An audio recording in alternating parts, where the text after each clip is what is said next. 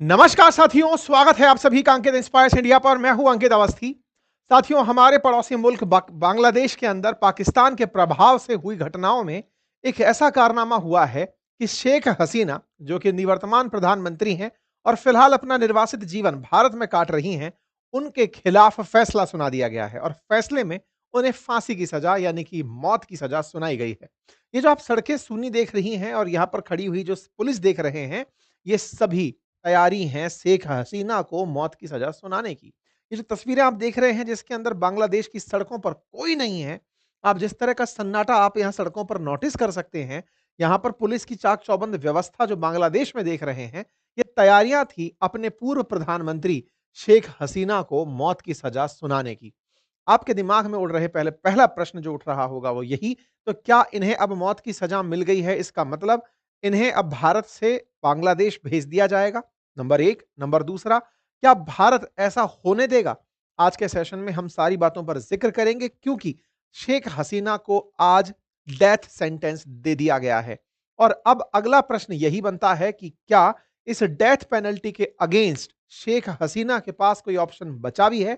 क्या भारत उन्हें अब प्रत्यर्पण संधि की पालना करते हुए एक्स्ट्राडिशन ट्रीटी, भारत और बांग्लादेश के बीच में यह समझौता है कि अगर हमारा कोई अपराधी बांग्लादेश में है और बांग्लादेश का कोई अपराधी भारत में है तो दोनों देश एक दूसरे को उन अपराधियों का एक्सचेंज करेंगे।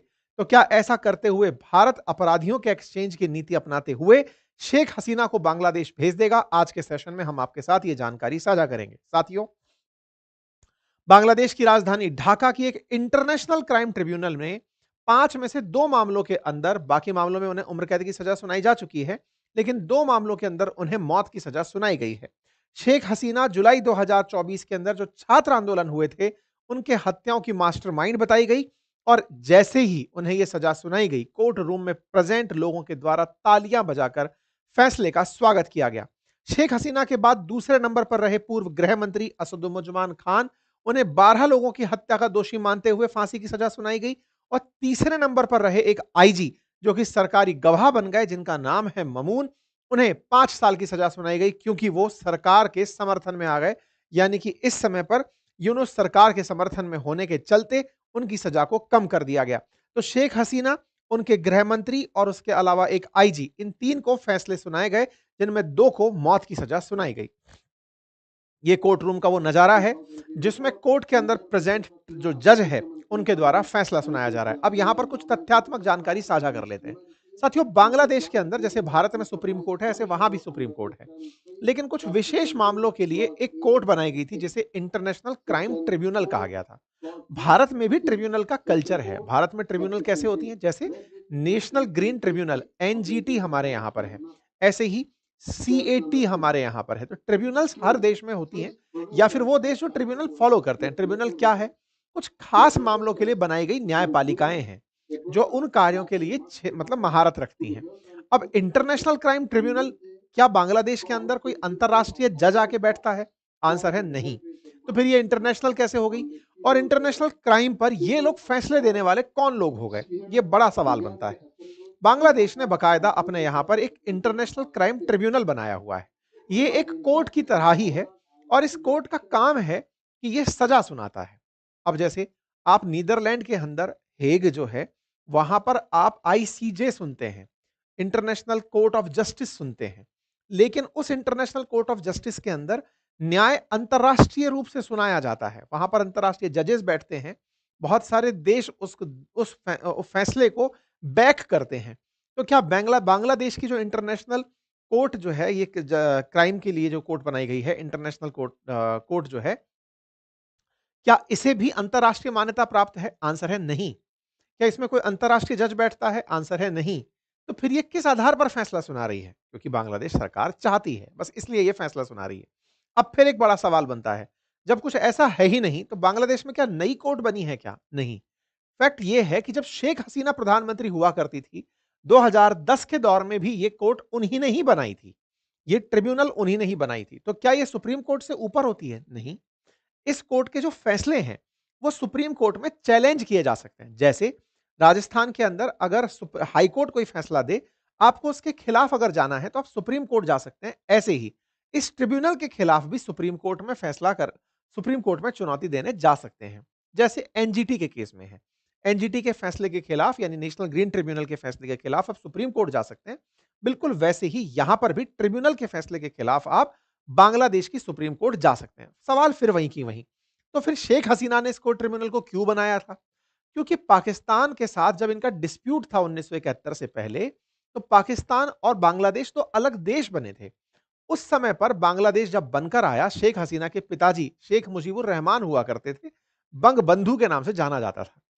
उनके समय में जिन्होंने पाकिस्तान का साथ दिया या बांग्लादेश को सरवाइव कराने में जिन्होंने चुनौतियां पेश की, उनको सजा दिलाने के लिए इनके यहां पर इस इंटरनेशनल क्राइम ट्रिब्यूनल का निर्माण किया था शेख हसीना ने। तो पाकिस्तान का साथ देने पर बहुत सारे कट्टरपंथियों को इसी क्राइम ट्रिब्यूनल के द्वारा सजा दिलाई गई। अगर इसके खिलाफ अपील करनी होती है तो 30 दिन के भीतर ही सुप्रीम कोर्ट में अपील करनी होती है, लेकिन कंडीशन यहां पर यह डाल दी गई है कि जिसे अपील करनी है वो शरीर बांग्लादेश में प्रेजेंट होना चाहिए। आसान भाषा में कहूं तो जब यह कोर्ट फैसला सुना रही है, उस फैसले के खिलाफ अगर शेख हसीना को आवेदन करना है तो उन्हें वहीं पर प्रेजेंट होना होगा, सुप्रीम कोर्ट में जाना होगा। क्या आपको लगता है कि शेख हसीना बांग्लादेश जाकर सुरक्षित रह पाएंगी? क्या पुलिस उन्हें गिरफ्तार नहीं करेगी? तो इसका मतलब यह हुआ कि अपील का अधिकार तो है, लेकिन उसे वो एग्जीक्यूट नहीं कर सकती।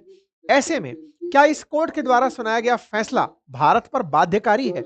आज के सेशन में हम इस पर चर्चा करेंगे। फिलहाल के लिए बांग्लादेश ने जिस तरह से इसकी प्रस्तुति की है, आप उसे एक बार देखें। यहां पर इनके कॉलेजेस के अंदर बाकायदा बिग स्क्रीन लगाकर इस ट्रिब्यूनल के फैसले को सुनाया गया। अब यहां पर एक तथ्य मैं आपको और बता देता हूं, क्योंकि इन्हें सजा दिलाना छात्रों के आंदोलन का हिस्सा था, तो छात्र ही यहां पर एब्सेंट दिखाई दिए। यानी कि छात्रों के द्वारा यहां पर अब कोई उत्साह नहीं था, क्योंकि मोहम्मद यूनुस जिस तरह से सरकार को अब चलाए जा रहे हैं इनके जाने के बाद से, वो खुद बिना जनता के द्वारा चुने हुए सरकार को जिस तरह से चला रहे हैं, लोग अब उनसे भी चिढ़ने लगे हैं। लोगों को लगने लगा है कि भाई वो तो चलो इलेक्शन जीत कर आई थी, तुम तो कुछ भी कर कर नहीं आए हो और पिछले 1 साल से सरकार को चला रहे हो, 1 साल से अधिक समय से सरकार चला रहे हो। ये कौन सी पावर है जो तुम पा गए हो? कौन सी स्पेशल पावर पाए हो? शेख हसीना को इन कानूनों के तहत हत्याओं का आदेश देना, भड़काऊ भाषण देना, न्याय में बाधा डालना, छात्र अबू सईद की हत्या का आदेश देना, ये तमाम चीजों के चलते उन्हें फैसले सुनाए गए हैं। बांग्लादेश में क्या कुछ हुआ वो आप सबको ज्ञात पहले से है। पिछले साल की बात है, जून से लेकर के अगस्त के बीच में बांग्लादेश में छात्रों का प्रोटेस्ट रहा, जिसके चलते बांग्लादेश में सरकार ने जब दमन करने का प्रयास किया, छात्र उग्र हो गए और उनके खिलाफ प्रधानमंत्री के खिलाफ हो गए। प्रधानमंत्री देश छोड़कर भागी और भारत में शरण ली। भारत में बकायदा उन्हें पूरी तरह सुरक्षित रखा गया और इसी के खिलाफ जो छात्र यूनियन थे, उन्होंने एक अर्थशास्त्री को, जो कि नोबेल पुरस्कार कभी पाया हुआ था, उन्हें अपने देश के अंदर कार्यवाहक राष्ट्र अध्यक्ष बना दिया कि चलाइए, आप मुख्य सलाहकार बन के देश चलाइए। बकायदा इनके पीछे फिर पीछे से केसेस चलते रहे। केसेस की पूरी कहानी इंटरनेशनल क्राइम ट्रिब्यूनल के अंदर चलती रही। यह ध्यान देने योग्य बात यह है कि कोई भी न्याय तब तक न्याय की श्रेणी में सुसंगत नहीं होता जब तक जिस पर आरोप है उसे सुनने का मौका ना दिया जाए, उसे बोलने का मौका ना दिया जाए। यहां पर शेख हसीना के खिलाफ फैसला तो सुना दिया गया है, लेकिन इस पूरे मामले में शेख हसीना की तरफ से कोई भी व्यक्ति इस इंटरनेशनल क्राइम ट्रिब्यूनल में प्रेजेंट ही नहीं था। तो यह एक तरफा फैसला था जो बांग्लादेश में आया। इसका अर्थ यह है कि इस कोर्ट को अपनी तरफ से यह फैसला देना ही था, इसलिए उन्होंने इस फैसले को दे दिया है। और यह पहले से विदित था कि शेख हसीना अगर उड़कर ना आती तो उन्हें उन्हीं के आवास में मार दिया जाता। ये तो खैर 1 साल बाद सही, 1.5 साल बाद सही, इनके खिलाफ फैसला आया है और उस फैसले में भी मारने की बात की गई है। यानी इंटेंशन इनके खिलाफ उनके जो इनके विरोधी हैं, उनके अभी तक नहीं बदले हैं।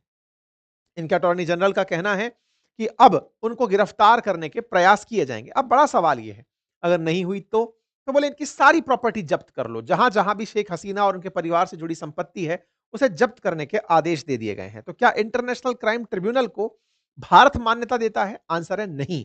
इस इंटरनेशनल क्राइम ट्रिब्यूनल का क्षेत्र अधिकार केवल बांग्लादेश है। नाम इंटरनेशनल लगाकर इन्होंने इसे थोड़ी सी रीच ज्यादा दिला दी है, क्योंकि ये बांग्लादेश का अपना प्रोडक्ट है, इससे अपने को कोई लेना देना नहीं है।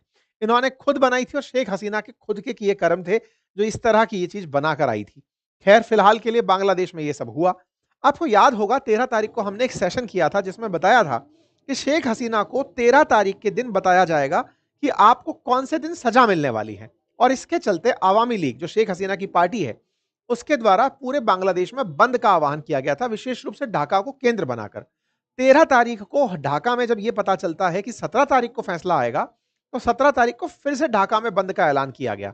लेकिन इस बार ये जो मोहम्मद यूनुस हैं, ये साहब, प्रोफेसर साहब अपनी तरफ से पूरी व्यवस्था रखते हैं कि कोई भी व्यक्ति सड़कों पर ना आ जाए। इसलिए इतनी कड़ी मुस्तैदी के साथ पूरे बांग्लादेश को लॉक करा दिया जाता है।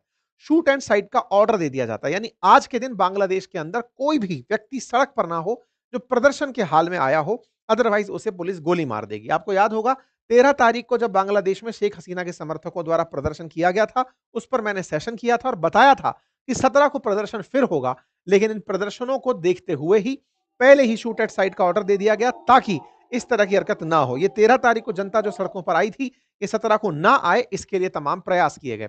ये चीफ एडवाइजर के द्वारा भी गवर्नमेंट ऑफ बांग्लादेश की तरफ से कह दिया गया था कि भाई साहब पूरी तरह से सभी लोग ध्यान दें, कोई भी सड़कों पर ना आए।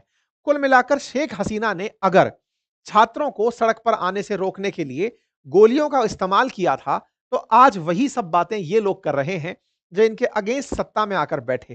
सोचिए कि प्रदर्शन के अधिकार के नाम पर उन्हें शूट एट साइट का ऑर्डर अगर दे दिया जा रहा है, तो शेख हसीना ने भी तो यही कहा था। छात्र जब सड़कों पर आ रहे थे तो उन्हें रोकने के लिए कि भाई प्रदर्शन मत करो, आप लोगों के द्वारा सरकारी संपत्ति को बहुत नुकसान पहुंचाया जा रहा है, अगर आप लोग अभी भी नहीं मानेंगे तो शूट एट साइट का ऑर्डर दे दिया जाएगा। बड़ा ही मतलब ये हास्यास्पद है कि ढाका के पुलिस चीफ के द्वारा शूट एट साइट का ऑर्डर दिया जाता है और ये भी मोहम्मद यूनुस के द्वारा ही दिया गया होगा। किस न्याय की मोहम्मद यूनुस बात कर रहे हैं, किस बात के ऊपर चीफ एडवाइजर कह रहे हैं कि वो शेख हसीना के उस फैसले के खिलाफ मौत की सजा सुना रहे हैं जिसमें उन्होंने न्याय के नाम पर छात्रों पर गोलियां चलवा दी थी। आज प्रदर्शनकारियों पर, पार्टी के प्रदर्शनकारियों पर अगर ये गोली चलाने का आदेश देते हैं, तो फिर ये किस तरह के न्याय की बात करते हैं। पर कोई बात नहीं, शेख हसीना फिलहाल भारत में है। अब बड़ा सवाल यह है कि क्या शेख हसीना इसके खिलाफ सुप्रीम कोर्ट में आवेदन करेंगी? जवाब है नहीं। क्यों नहीं करेंगी? क्योंकि अल्टीमेटली ये वहां जाना जरूरी है इनके सुप्रीम कोर्ट में फैसले के खिलाफ अपील करने के लिए।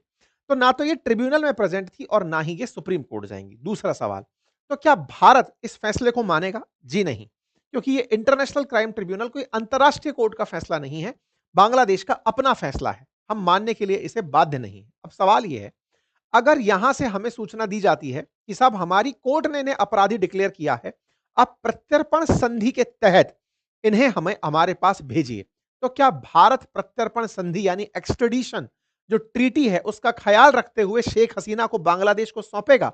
इसका जवाब भी है नहीं। आप पूछेंगे ऐसा क्यों? क्योंकि ये हमारे यहां पर राजनीतिक निर्वासन का जीवन जी रही हैं और राजनीतिक निर्वासकों पर कोई भी प्रत्यर्पण संधि लागू नहीं होती है। जैसे चाइना से परेशान होकर दलाई लामा भारत आए थे। 1962 में भारत और चीन के बीच जो युद्ध हुआ, 65 में जो 62 और 65 के बीच में जो लड़ाई रही, उसके पीछे दलाई लामा का बड़ा कारण माना गया। कहा गया कि चीन हमें बार-बार कहता रहा कि तिब्बत के धर्मगुरु दलाई लामा को अपने यहां जगह मत दो, पर भारत ने कहा कि राजनीतिक रूप से अगर कोई भी शरण मांगने हमारे देश में आता है तो वो सबसे ऊपर माना जाता है। इसी कारण से शेख हसीना को राजनीतिक निर्वासित जीवन जीने का भारत में स्थान दिया गया है। इसकी वजह से ये भारत में पूरी तरह सुरक्षित हैं। बांग्लादेश की आवामी लीग के द्वारा इस फैसले के खिलाफ पूरी प्रतिक्रिया दी गई है। इस बारे में जनता को मोबिलाइज किया जा रहा है और कहा जा रहा है कि लोगों को केवल बरगलाने का यह प्रयास है। भारत की तरफ से प्रतिक्रिया स्वरूप तो हम बातें जानेंगे ही, लेकिन शेख हसीना के बेटे का बयान आया और ये कहा कि हमारी मां को भारत के अंदर पूरे एक राजनीतिक जो नेता होते हैं उनकी तरह सम्मान मिल रहा है। हाल ही में एक इंटरव्यू भी आया जिसमें इन्होंने ये कहा कि भारत में किसी श्रेष्ठ व्यक्ति का, मतलब इनके काफी सारे नेता आवामी लीग के आजकल इंटरनेशनल इंटरव्यूज दे रहे हैं, वो बता रहे हैं अगर भारत ना होता तो शेख हसीना को उनके घर में ही उसी अगस्त की रात को मार दिया गया होता। जैसे इनके पिताजी को मारा गया, ऐसे ही इनको मारने की प्लानिंग थी। कुल मिलाकर के शेख हसीना भारत में राजनीतिक निर्वासन के कारण है, इनके खिलाफ कोई भी भारत कोई एक्शन नहीं लेगा।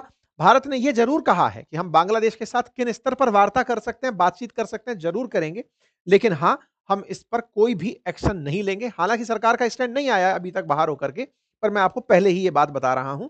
बिल्कुल चीन ने भी मल्टीपल टाइम दलाई लामा हमसे मांग लिए, हमने उन्हें नहीं दिया, हमने बकायदा सुरक्षा और दी। बिल्कुल वैसे ही शेख हसीना को हमने वापस नहीं लौटाया और उन्हें हम प्रॉपर सुरक्षा यहां पर उपलब्ध करा रहे हैं। इसके विरोध में, इन फैसले के विरोध में शेख हसीना की पार्टी कल सड़कों पर उतरकर विरोध प्रदर्शन करेगी। अब बड़ा सवाल यहां पर आता है और वो ये है कि क्या भारत को इसके खिलाफ कुछ करना नहीं चाहिए क्या? बांग्लादेश चले चला जा रहा है, पाकिस्तान से हाथ मिला रहा है, बड़बोलापन करता जा रहा है, भारत चुप क्यों बैठा है?